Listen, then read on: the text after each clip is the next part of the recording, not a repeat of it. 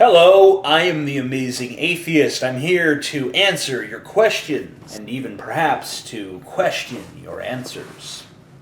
That's the tricky one. It is Father's Day, so I'd like to pay a small tribute to my father. This guy right here. I think he was around my age when this photo was taken, so,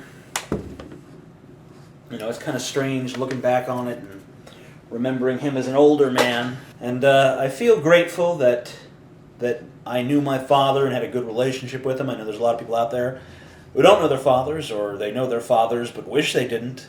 I'm glad I knew mine.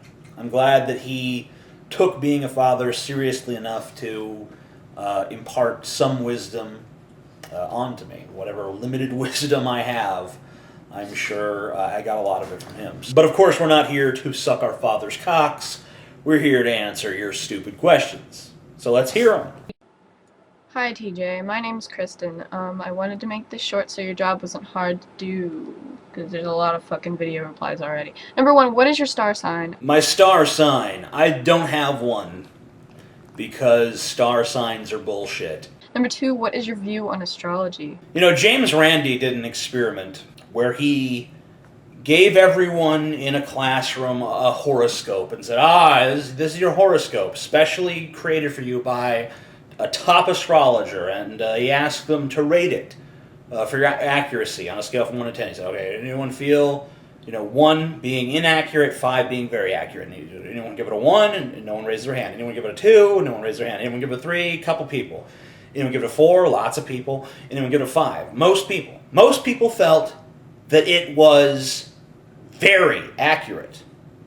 And then it tells the students, all right, take your horoscope and pass it back to the person behind you. And if you're in the back, you obviously have to come to the front. And everyone in the class started reading each other's horoscopes, and then they all start laughing around the same time. And you wonder, why are they all laughing? Well, it's because they were all given the same horoscope. Do you sometimes feel lonely? Because Virgos are sometimes lonely. Yeah, everyone is fucking lonely sometimes. Are you sometimes you feel alone in the world. Yeah, everyone. It's a universal human experience. These things are not as unique as we imagine them to be. And that's how people get scammed into believing in this nonsense. But it is just that. It's nonsense. Number three, why the fuck do you still have that Halcyon or Galen guy or whatever his name was in your videos? Because he's a fucking pretentious asshole. I have him in my videos because he's my friend. Now, I could be the kind of motherfucker that says, well, friends are friends and business is business, and I'm not going to let my friends interfere with my business. I'm going to take someone who I know in real life, who I understand and who understands me and who I have a real life connection with, and I'm going to say, well, sorry, buddy, I know that you and I get along, but these people that neither of us have ever met, and they've never met us, they don't like you, so I'm going to throw you under the fucking bus. Sorry, but I'm not that kind of person. Just not me. I like to stand by my friends, and I stand by Galen, and anyone who doesn't like him can suck my fucking cock. Number four, I love you, and that's all. Well, I don't love you. You come to me and you ask me about astrology and you insult my friends, and then you tell me you love me? Sorry. It's not reciprocated. Not in the least.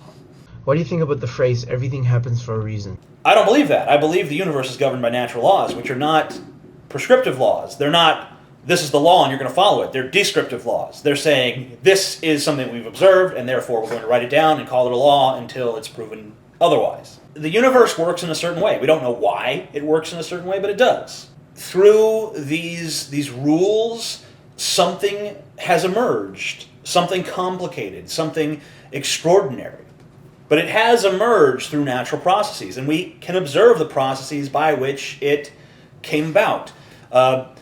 We know how things formed. We have a good idea of how these stars generated all these elements that are all over the universe. We have an idea of just about when this all got underway and how it happened. We have a basic timeline of events. If you are going to believe in a God, the most you could really claim his involvement to be is just that initial spark, and then letting things take their course over the next, few billion years. But why?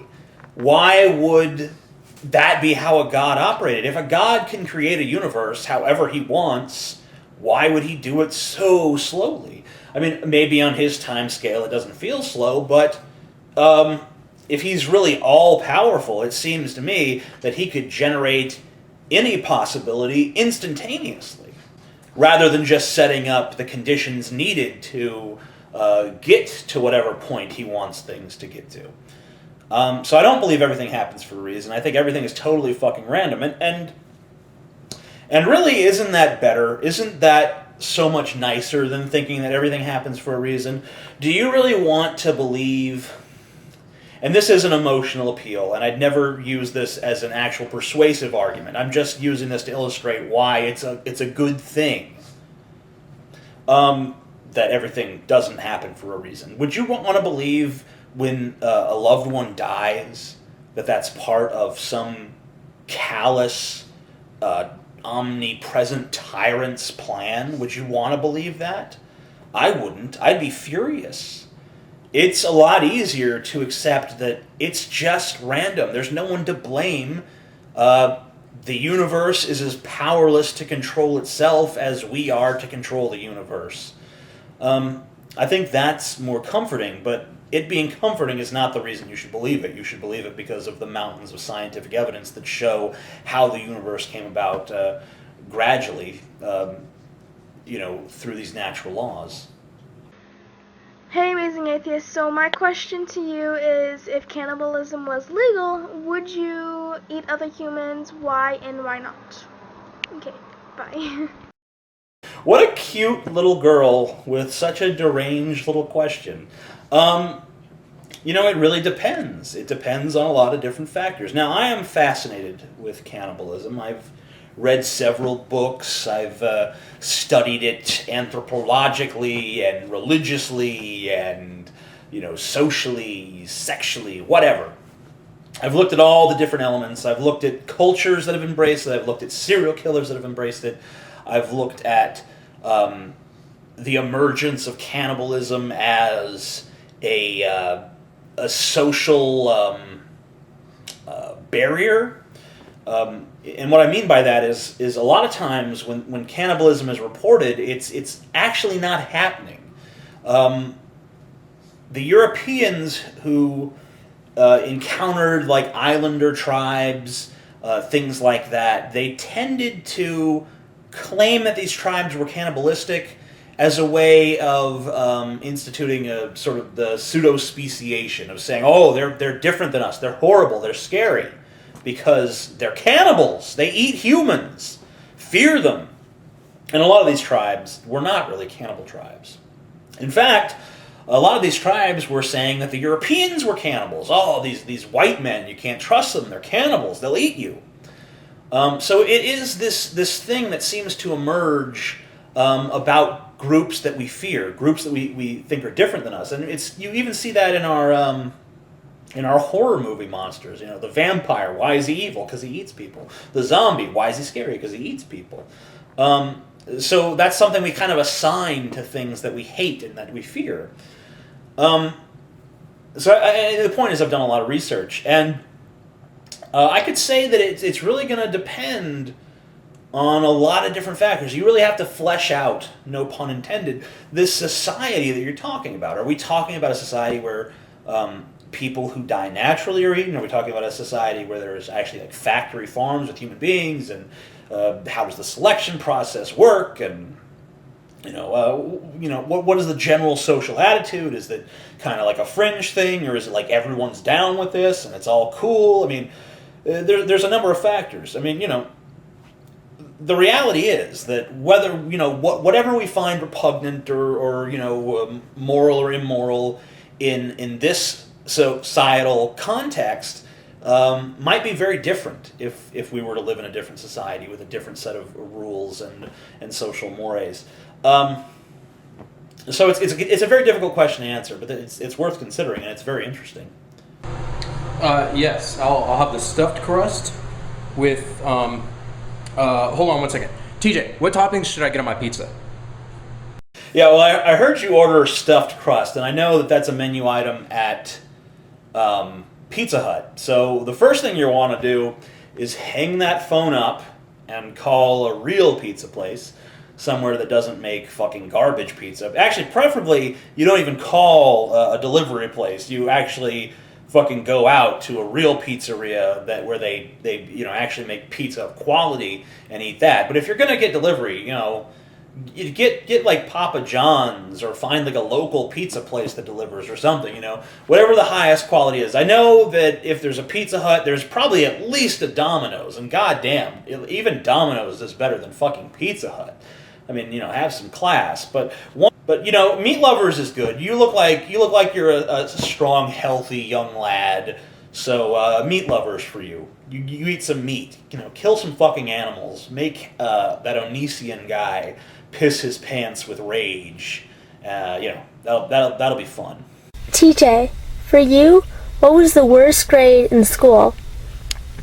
I don't know if it was 5th grade or 6th grade, but I remember one year I had this teacher, and I didn't really know what I didn't like about her at the time, but I think I kind of do now. I think she was probably an ultra-fundamentalist Christian, because she just had that constant, I don't even want to say stick up her butt. She had a log lodged into her asshole, and it was really stretching it out, and she wore that expression on her face, like,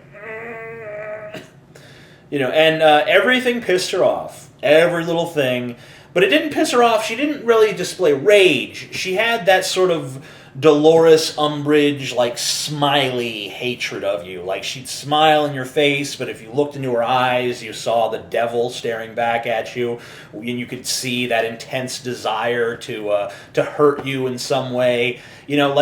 Like you could just tell that she's the kind of person, like, if she sees something crooked, she wants it straightened, and she will not rest until it is, and that includes the souls of human beings.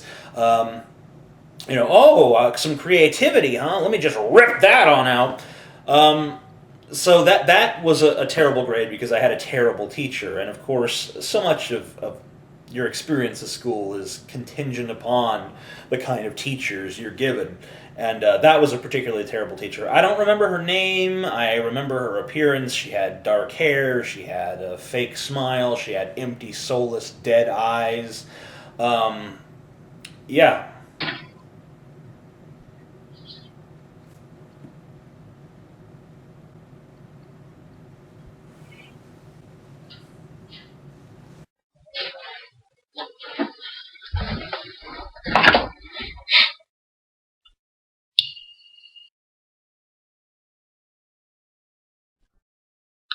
Does practice make perfect?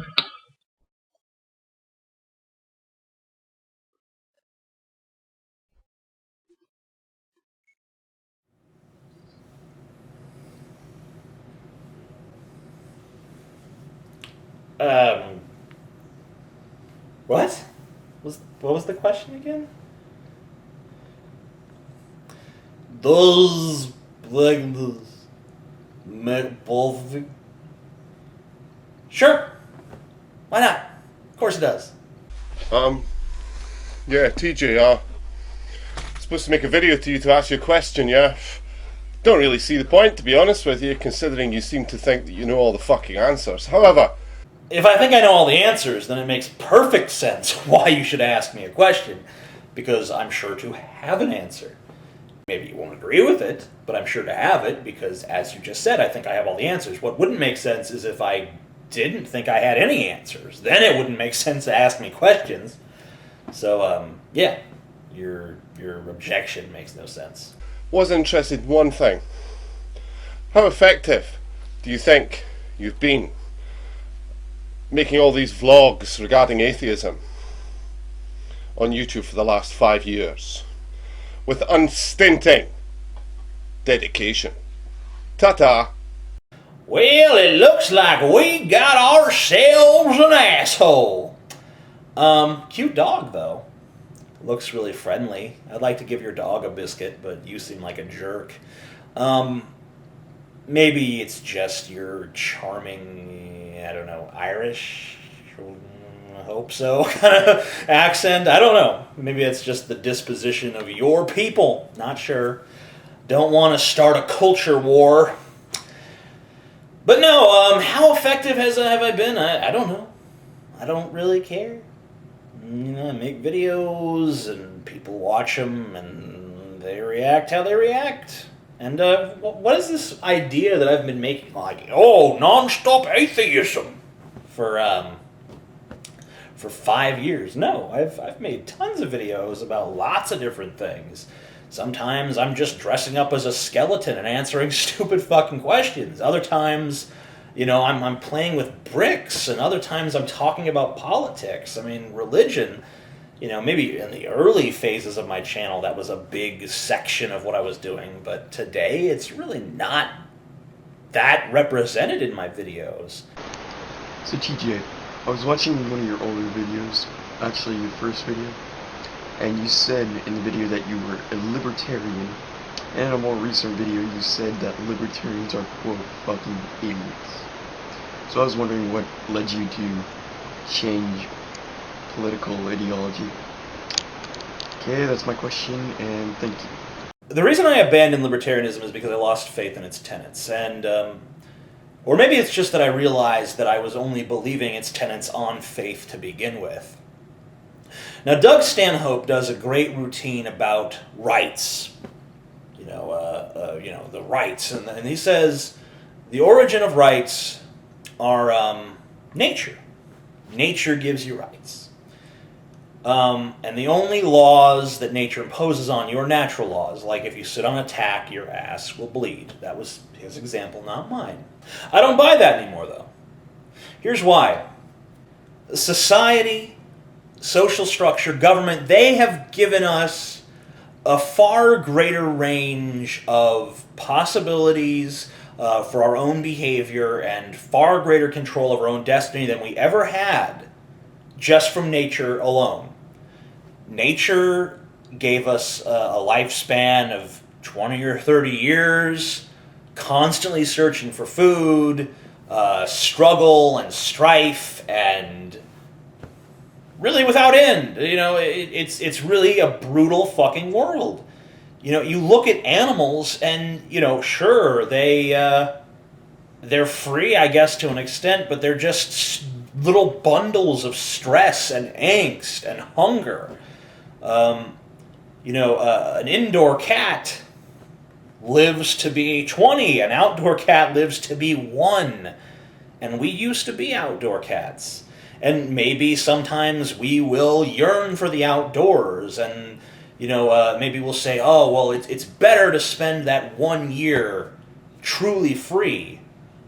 Not really, because you're going to be infected with parasites, you're going to be starving, you're going to have no shelter from the rain or the storm, you're going to be constantly battling predators and constantly searching for prey. It's no damn fun. And that's how it was for our early ancestors. They were hunter-gatherers. You know what hunter-gathering entailed? It entailed walking around and finding whatever you could to eat and eating that. I'd rather have the all-you-can-eat buffet. And one of the things that brought that to us was society. So society really gave us a greater range of possible behaviors, a greater range of choices. And freedom comes from choice. It doesn't come from struggle. It doesn't come from not having anyone to answer to. It comes from having as many choices as possible. It comes from saying, I don't feel like eating a cheeseburger tonight. I'm going to eat a burrito. Whereas our ancestors like, oh, berries. That's what I can find. Hope they're not poison. Nom, nom, nom. TJ, I'm Carnival Carl. I live in South Dakota. It's a vast, empty shithole. I'm considering moving to a different state, and the list of states that I'm thinking about are Arizona, North Carolina, and Louisiana, all for different reasons. As an expatriate of Louisiana, what advice would you give to someone who is considering moving there? Thank you. Well, I'm not an expatriate of Louisiana anymore. I'm back in Louisiana. So that's reason enough. I mean, you should come here just to be near me. I mean, I don't want to hang out. Don't get me wrong. I don't want to hang out with you. Let's not get together and, chat at any time because, I know Vegas odds I'm not going to like you and you're not going to like me because most people don't. Yeah. But hey, a reason to move here rather than Arizona or whatever the fuck else you were thinking about. Great food here, especially, the closer you are to New Orleans, the better the food is going to be. If you like good food, move here. You don't look like you're a fat guy, but maybe you're just a guy with a good metabolism. So if food is anything of a motivating factor, then I recommend Louisiana because the food is fucking awesome. Okay, my question is, do you believe in aliens? Okay, my answer is, yeah, sure. I don't believe they're coming to Earth. I don't believe aliens have visited. I don't believe they've interfered in our culture in any way, shape, or form. But in a universe this vast, I'd say it's pretty arrogant to say that there's nothing else out there. I don't know if there's intelligent life out there. The thing that's always funny to me, if you're watching like Star Trek or something, is the aliens always look just like us. They're always humanoid. It was one of the things I liked about Green Lantern, which I saw the other day, is they had the purple alien, and I'm sitting there like, he's so fucking humanoid. You can just tell it's a guy with a bunch of fucking purple makeup and, some stuff thrown on. It's so...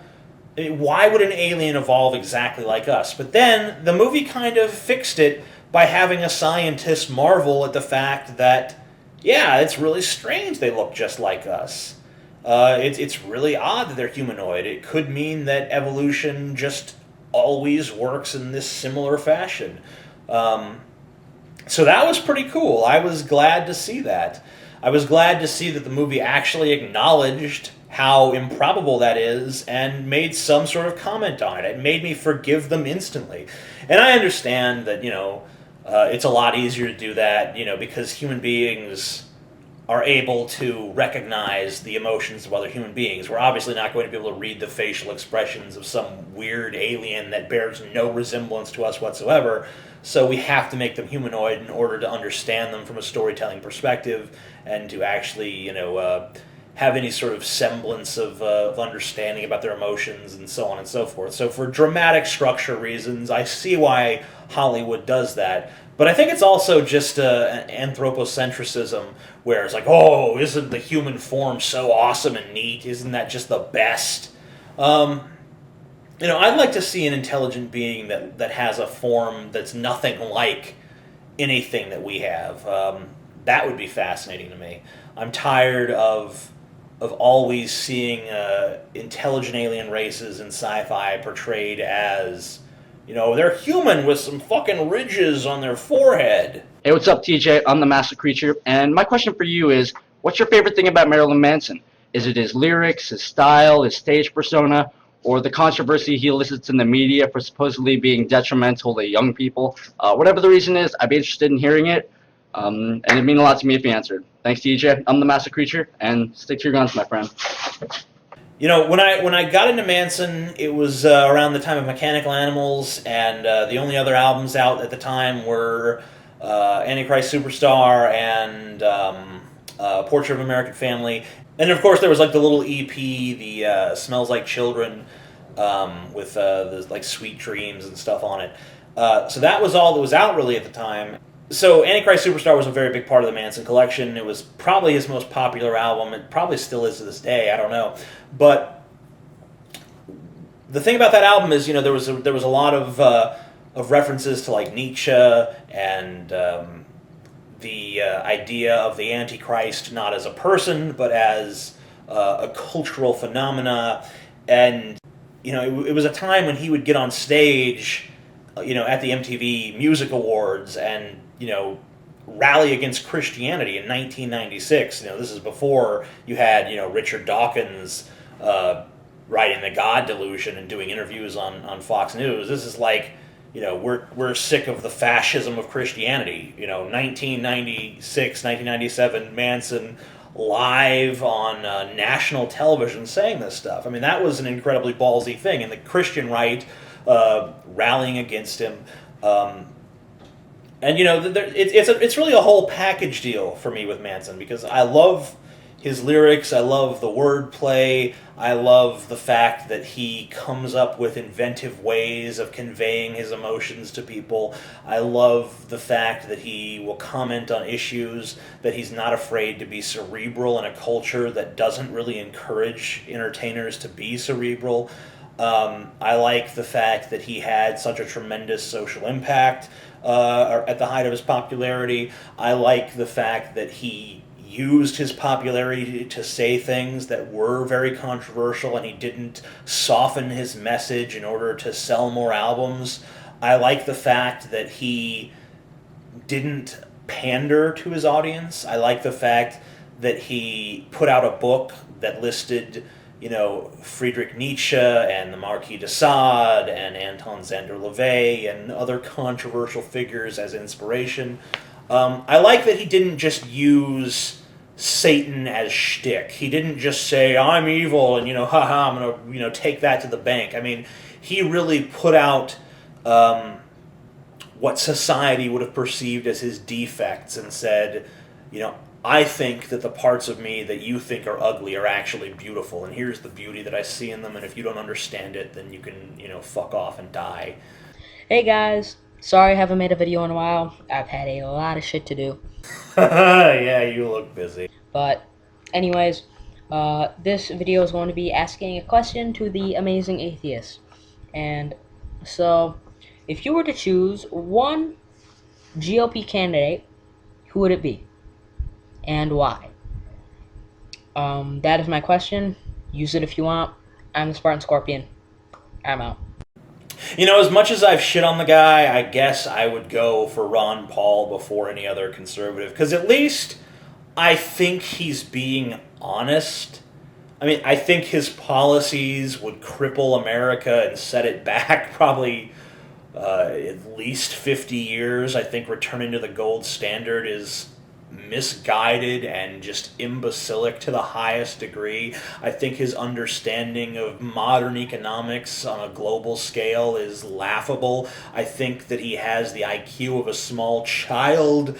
I think that he is an idiot. He wants to overturn Roe v. Wade. He doesn't believe in separation of church and state. But the thing is, I believe him. I believe he wants to do all that. I really think he's telling me his real positions. And I can't say that for any other Republican candidate. I don't know what they want. I don't know what Michelle Bachmann really wants. I don't know what Mitt Romney really fucking thinks. I don't even know if they do really think anything, because I know they'll just say anything to get fucking elected. They'll say whatever they think their constituency wants to hear to get power, and I have no idea what they're going to do with it. My friend Galen, he's been after me lately on like a hawk about what I said about Michelle Bachmann. Like, oh, you think Michelle Bachmann, you don't even have an argument against her. You just say she's evil. You're basically you're just villainizing her. You're not really bringing forth any sort of rational argument. What rational argument can I bring against a person who doesn't have a real point of view, who doesn't speak the truth about what's in their heart and their soul, who is basically just a cardboard cutout that is expected to reflect the desires of whoever they think is listening, whoever they think they can get to vote for them. It's the same is true of the Democrats, of course. We thought Obama wanted to end the war in Iraq. That's one of the major reasons a lot of people voted for him. Like, we want you to end the war, and you didn't. People are still going off to die in Iraq. People are still going off to die in Afghanistan, and now they're going off to die in Libya, and they're going off to die in, whatever other fucking countries we're at war with at the moment. So how do you view America's double standard towards male rape victims? Like, in American culture, if a man gets raped, everybody's like, and when a woman gets raped, it's like, there's an obvious double standard there. How do you feel about it? Also, do you think it's possible for our culture to move beyond it? And what steps would we need to take to get past this? I don't hear of much male rape taking place outside of prisons. And, I know that in prison there's this idea that that they deserve it, People say that, when you go off to prison, like, don't grab the fucking soap, you're gonna get raped in prison. Like, it's part of the punishment. Like that, they think that's cool, that's kosher. I mean, like, oh, criminals getting raped in prison, ha ha. Funny, that's a joke. Rape is not a joke. It's not. It should not be a form of social punishment, especially not one condoned by anyone. It's a very serious matter, and to wish it on anyone is depraved. I don't care how horrible you think the person you're wishing it on is, it's still depraved. What the fuck is up your asses? I thought I only had one ass, but I guess I have two or more. So, I don't know what's up them, though. Probably a lot of shit. Hello. Hello. Amazing Atheist, how do you feel about Levian Satanism, the symbolic atheistic Satanism? Yeah, the thing about the symbolic atheistic Satan is, why don't you just skip the symbolic and the Satan and just go to atheism? I mean, do you really need the big red guy? I mean, even on a figurative level. I mean, I know Satan's cool, and we all like the horns and the outfit and the fucking, virgins with big tits on the altar, and it's all wonderful and great. But, do we really need that? Like, does that have to be codified? Do we need to read a book about it? Really? I mean, if you want to do it, fine. It's cute, and I guess it's probably fun for some people for a limited time. But, it's kind of goofy, too. And Anton LaVey, he was a funny guy. I think he was kind of tongue-in-cheek with the whole Church of Satan thing. I've read some of his essays on other subject matter, and he seems like he's kind of a clown. Like, he just was kind of trolling people when he formed the Church of Satan, in my opinion. It's almost like the religion is just supposed to be a parody of religion, a satire, and the fact that it became something more was just like a source of amusement for him. Like, it was a big practical joke he played on everybody. I kind of get that sense, and also I'm sure he used it as an excuse to get all kinds of pussy, because I know he was a ladies' man. But yeah, it sounds like a good time to me, I guess, if you're into that sort of thing. But I have no interest in it. I read the Satanic Bible when I was 15, and it was kind of cool then. But around the time I turned 16, I was like, yeah, well, that's kind of goofy. How do you feel about prohibition of drugs specifically, and how do you feel about the legalization of prostitution? Prohibition does not work. It didn't work with alcohol, and it's not working with anything else. Legalize it all. I believe that. There are Indian reservations where alcohol is still prohibited, and guess what? There's a black market. You can sell a bottle of Jack Daniels for $300 fucking bucks. That's all that happens, is you make a lot of criminals rich. You make a lot of criminals rich. That's how the Kennedy family made their money, was bootlegging. Lots of people got rich during the Prohibition era because they could make a lot of money selling alcohol. And there's lots of people getting rich right now because they're making a lot of money selling drugs, selling illegal drugs. And, we have alcohol, people get drunk, and they do stupid shit, and somehow society keeps chugging along. Every once in a while there's a sad story about a family that dies because a drunk driver fucking crashed into them. Well, yeah, but guess what? You outlaw alcohol, that you're still going to have that drunk driver. He's still going to crash into somebody. The only difference is that there were also gangsters shooting each other in the streets over the rights to the money. We don't have that anymore. Well, we still have gangs, but they're not fighting over who gets to sell booze. They're fighting over who gets to sell illegal drugs. Let's legalize the drugs. Let's let people do them. I mean, let me ask you a question. If crack is legal tomorrow, are you going to fucking smoke it? I don't think you are. I don't think I am. I don't think anyone I know is. No one wants to smoke crack. If they did, they would already be smoking it. Because no one who fucking wants to smoke crack gives a fuck whether the law says they can or not. Hey, Amazing Atheist, my question to you is, what is your favorite film of all time? Or films, if you can't choose just one. I like how you say film. It reminds me of the way I say milt. Because everyone wants me to say melt, and I say milt. And you're supposed to say films, and you say film. I like that. Stay proud, my fellow mispronouncing brother. My favorite films are Seven Samurai by Akira Kurosawa and Unforgiven by Clint Eastwood. Those are the directors. Oh, hello. I didn't see you there. I'm sorry that my lips don't move. It's just audio, visual, fucked up. Anyway, I was just wondering, what book are you reading right now, and what's your favorite book you've ever read? I believe last time you asked this, you said something about The Catcher in the Rye, but it might have changed by now, or I might have gotten it wrong. Anyway. Did you steal Richard Dreyfuss's voice? Because your lips aren't moving, and I hear Richard Dreyfuss's voice asking me a question. I don't even remember what the question was, because it sounded like Richard Dreyfuss was asking it. So I'm going to ask you again, did you steal Richard Dreyfuss's voice? Do you have that technology? What is your view on Jehovah's Witnesses? They're stupid. Hello, Amazing Atheist. Whatever happened to you losing weight? Whatever happened to me losing weight? Well, that's a funny story. See, what happened is, every time I fuck your mom in the ass, she bakes me a cake.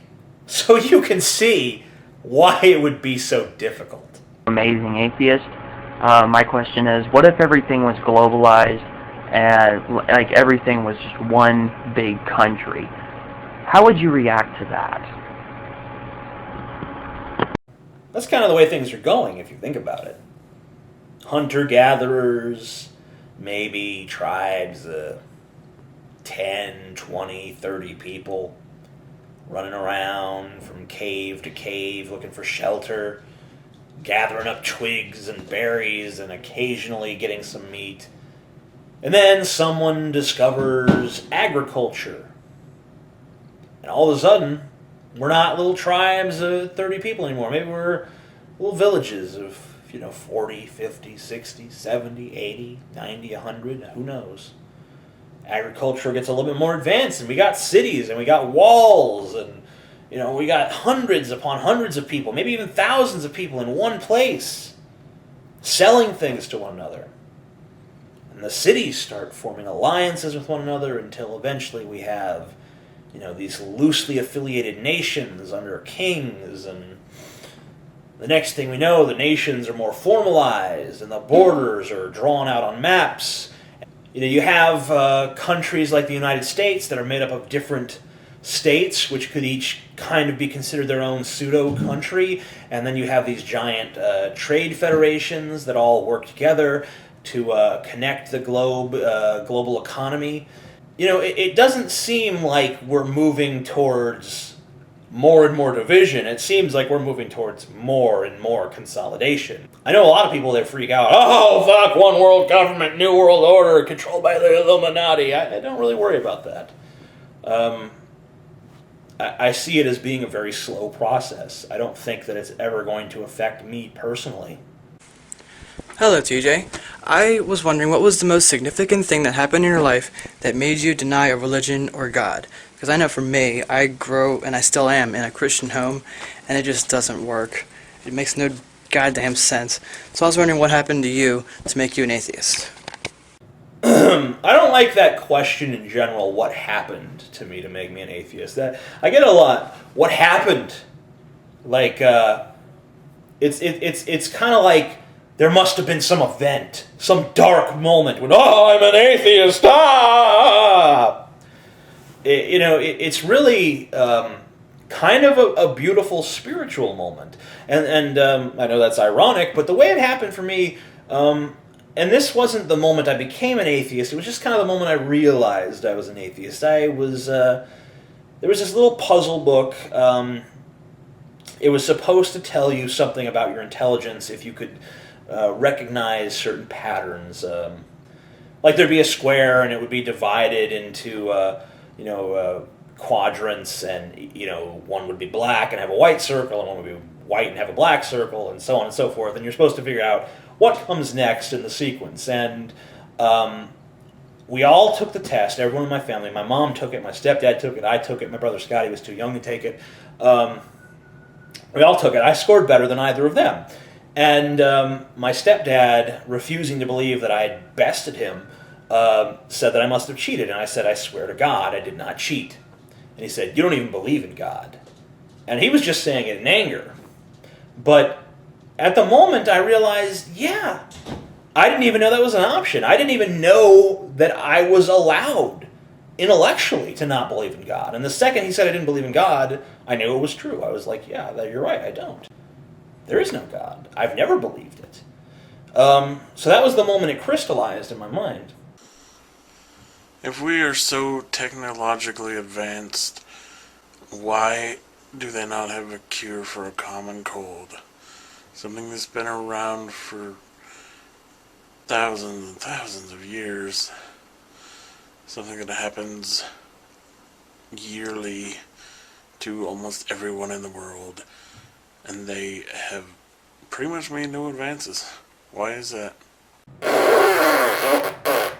Seems like a better question for Yahoo Answers to me, but if you want an answer, I think, and I'm not a doctor, I'm not a biologist, I'm not a viroimmunologist, or whatever the fuck else there is out there that could possibly have any insight into this, but it would seem to me that the answer is that there are, it mutates too fast. That's what I remember hearing anyway. It just mutates too fast for us to possibly do anything about it. I'm not even sure if it's one thing. I don't even think it's just one thing, like, oh, this is a cold. I mean, I believe there's multiple causes, like literally numbering in the thousands or perhaps more that cause those symptoms, and they're all mutating constantly. So you can really only treat the symptoms. You cannot treat the virus itself, because you could cure one, but you're not going to cure them all, and even that one is probably going to mutate into something you can't cure. I mean, that's why we, still haven't cured the flu, because influenza changes every single year, and that's just one thing. We know exactly what that is, and yet we can't cure it. We can come up with some vaccines that, are hopefully going to predict how it's going to mutate, but we're not always right. So yeah, it's evolution, baby. My question is, would you have sex with a girl? Fuck yeah! If she had a penis? Oh. Fuck yeah! So my question for TJ is, if you had the money, if you had the support to go on a campaign, to be a senator, for example, or a politician of some sort, would you do it? Would you be interested at all in becoming a politician? I just end up being one of those fucking joke candidates that's always running and everyone kind of snickers. He can't win, idiot. I might as well just grow some goofy facial hair and just be like, rent too damn high. That's the kind of candidate I'm gonna fucking be perceived as by the general public. Crazy fucking atheist. Actually has ideas. We don't want none of that. We want same old, changed up superficially. People don't want a fucking, change. They don't want you to deviate from the norm. They want, I am the letter R, or I am the letter D. Maybe I'm the letter I, but really, wink, wink, I'm the letter R or D. That's all they fucking want. Are you a Republican, or are you a Democrat, or are you an independent who is secretly a Republican or a Democrat? That's all the fuck people want, and I'm not either of those, so I can't do anything. I mean, what's the point of me being a politician? The only way I could be a politician is if I got all of my fans to say they're going to vote for me, and then I somehow had enough money to pay for them all to move to some small town with a population of like 200, and then I got like 500 of my fans to move to that town. let's just say somehow there's a bunch of empty houses there. I don't know why. And then they all voted for me. They all registered to vote, and they all vote for me, and I'm like the mayor of that town. That's the only way I could ever see myself actually holding in the office. Because there's nowhere in this country where like you stick your thumb in America's ass and the temperature says, hey, it's time for TJ to be elected. There's just nowhere where it's like that. There's people like me out there in the country, but they all are just, separate. They're all they're speckled around, and they're not part of a voting block. So me being a politician is absolutely fucking useless. It would just be a publicity stunt. It would never fucking work. Greetings, amazing atheist. What I want to know is your opinion on the American political system. Has the system become so corrupt by big business and big money that it no longer functions as a democracy? And secondly, is it even savable? That is all. Is it savable? Think of Tetris. I'm a big Tetris fan. I'm no fucking good at Tetris. I suck at it. But I still love to play. And the reason I love to play is because I always viewed Tetris as a metaphor for life, and now I'm going to use it as a metaphor for American politics. Imagine you're playing Tetris, but you're not really playing. Every piece has its own willpower, and its own agenda, and its own thing that it wants to do. So there's no overarching strategy. It's every piece for itself, and it just wants to do whatever it's going to do. Do you think that you're going to have much luck playing that game of Tetris? Do you think the outcome is going to be good? I don't think so. I think you're going to hit the ceiling by the second level. So, can it be fixed? Not really. But the more important question, I think, is should it be? Should we even care? Is there any reason to believe that this populace deserves any sort of salvation from their own stupidity? I don't think so. I am a firm believer in the idea that people get the government that they deserve. And if America sucks, it's because Americans suck. It's because we elect garbage. We elect garbage politicians who let corporations control government. We elect garbage politicians who say they're going to do one thing and then do something else entirely, and rarely do we punish them for it. Sometimes we do, but usually we just say, well, he didn't vote the way we wanted him to, but hey, probably better than that other guy. Put him back in there for another 6 years, or 4 years, or 2 years, depending on whether they're a congressman or a senator or a president. Hello, TJ. What would you do if you got given $1 billion?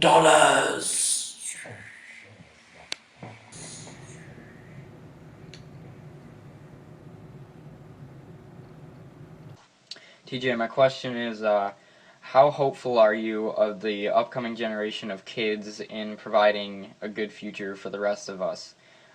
Being a kid, I see a lot of very uninformed and basically people just spitting out their parents' opinions, but I also see kids that are very well informed and are headed in the right direction, and I've seen a lot of people converting to atheism at my school just because they just realize Christianity is complete bullshit. So I wanted to see what you had to say about today's youth, and if you are hopeful for them, you think they will do a good job in the future. And I have a question for you. Do you notice and recognize miracles? Miracles everywhere up in this bitch. That's not fair. Your question is interesting to me. When I was a kid, there was intelligent people in my class. And I'd imagine that, someone in the generation before me had intelligent people in his class, and so on and so forth. And the problem is we're just outnumbered. It doesn't matter how many smart people there are, because I think you'll agree there's a fuckload more dumb people. And if we lived in a society where merit was all that mattered, then that wouldn't be a big problem. But it doesn't matter, because if you're an idiot in America, you can be a politician, you can be the head of a corporation, you can be running a big business, you can be successful as a dumbass. And when you have money, you have power and influence. And so we have a country full of really dumb people with power and influence. and that's never good. So I think you're kind of fucked. I think the smart kids are fucked. I think the kids who are intelligent, compassionate, interesting, intriguing individuals who think outside the box, they're just doomed to be those who are, sitting in the bleachers watching the world burn. Hello. Now, firstly, I apologize if this question has already been covered. But I personally have very mixed feelings about abortion because I can't really pick a side. I can't define my feelings about it enough to pick a side. There's pros and cons to both sides, I find. So I have a hard time deciding if, I may never be able to. But I'm just asking your personal opinion. Here's my question. Do you think there is ever a crossover point, say during gestation, where the mother's or the parents' rights to choice becomes the child's right to life? Do you think there is a crossover point? I respect you for your candor when you talk about this issue and being honest with yourself emotionally, but I think that part of your problem is that you're being too emotional about this issue and you're not being very intellectual about it. Because this is another prohibition issue. The reason that abortion was legalized in America is because people were doing it anyway. They were having these dangerous back alley abortions and, coat hangers and, dangerous chemicals and quack doctors, most of whom without any real medical knowledge or experience, performing these dangerous abortions that put the mothers' lives at risk. That's why we legalized it. That's why we regulate it. That's why, it's performed by real doctors who know what they're doing. And it really doesn't make sense to legislate to somebody that you have to keep a child that you don't want. Because that's no kind of atmosphere. That's no kind of upbringing. That's not good for the child to have parents that are just resentful because the only reason they had him or her in the first place is because the government said you can't get rid of it. But I think this argument has to be about what quality of life is this child going to have. And I don't know if you want to preserve a life just for the sake of life itself. Like, is life really so special that it has to be lived whether it has promise or not? And there's plenty of people on the planet already. I don't think that one more person makes a difference. I don't think that you're murdering someone by preventing them from being born in the first place. If I did believe that, then I would have to view every time I masturbate as genocide. What do you think of the riots that recently happened in Vancouver? I'm a big fan of riots. I'm a big fan of people blowing shit up and lighting police cars on fire and throwing bricks through windows and having a good old fucking time. It seems like we don't have that kind of good old-fashioned wholesome fun anymore. I wish they'd had it over something a little bit more substantial than a fucking hockey game, though. A lot of people, they condemn the rioting. I say riots are fun. Riots are cool. I like riot footage. I like seeing things get destroyed. I especially like watching cop cars get burned. But come on, do it for something a little cooler than some stupid fucking hockey game. I mean, only Canadians are dumb enough to care about hockey, so to the rest of the world, it looks like you're throwing a tantrum over nothing. Hi, Amazing Atheist. This is Sandy Sweet 575. How old were you when you became an atheist, and what motivated this change? Well, I kind of got into this earlier, but I'll get into it a little bit more detail here. I was about 8, maybe 9, when I first realized I was an atheist. I was probably about 10 or 11 when I came out to my mom as an atheist. The thing that motivated me was the fact that religion just didn't make any sense to me, honestly. There was no, I wasn't one of those atheists that became an atheist because the world is so cruel. I mean, it is, but who gives a shit? That's no reason to think that there is or isn't a God. I mean, there could easily be a God that's just an asshole, if that's your only logic behind things. The reason I don't believe in God is because there's no evidence. I've never seen God. I've never seen him act in a certain way. I've never seen anything happen that I thought couldn't be explained by natural phenomena. I've never heard of anything happening that seemed credible that couldn't be explained by natural phenomena and natural law, the workings of the universe that we have a pretty good understanding of now. It just always seemed like it was a bullshit hocus-pocus fairy tale to me. I remember being a kid and hearing about God and thinking it was just as stupid as Santa Claus or the Easter Bunny or the Tooth Fairy, none of which I ever believed in. So why would I believe in God? It just seemed like Santa Claus for adults, and I still feel that's what it is. Thank you for your question.